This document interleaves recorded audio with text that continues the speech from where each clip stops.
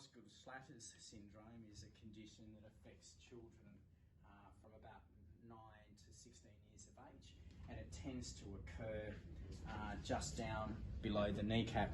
So this is a knee like so. It's where the tendon here inserts into the bone. You have a small growth plate underneath the tendon, and that secondary centre of ossification or growth plate, it tends to get irritated by too much activity, too much jumping and landing usually, and often happens after you've had a break after the summer holidays and have just increased that. It can happen during a period of growth, and the key to this are three main factors in the treatment. Number one, take the pressure off it. We don't put you in a cast, we don't put you on crutches, but we oftentimes use a knee range of motion brace that goes around the knee.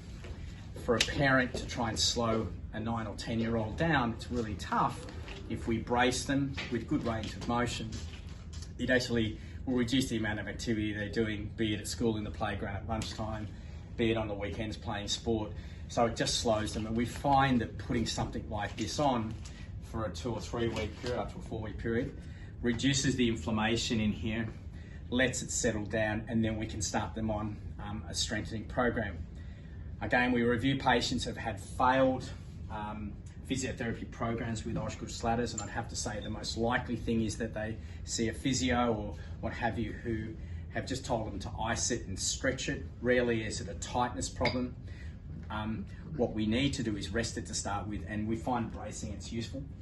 We don't get them to do strengthening exercises for the quad to start. That's the worst thing for this. We in fact prefer them to go through and rest it for 2 or 3 weeks. They can start glute strengthening and calf strengthening. Once there's no pain on this bone and it's started to settle after 2 or 3 weeks, we can check that by if they're getting pain on jumping or even just a little step down test or even touching it. Then we can progress on to a quad strengthening program. And we find that, again, this can take anywhere, for a total treatment plan for this, anywhere between 4 or 6 weeks up to 8 weeks to 12 weeks. But the rest is the key at the beginning.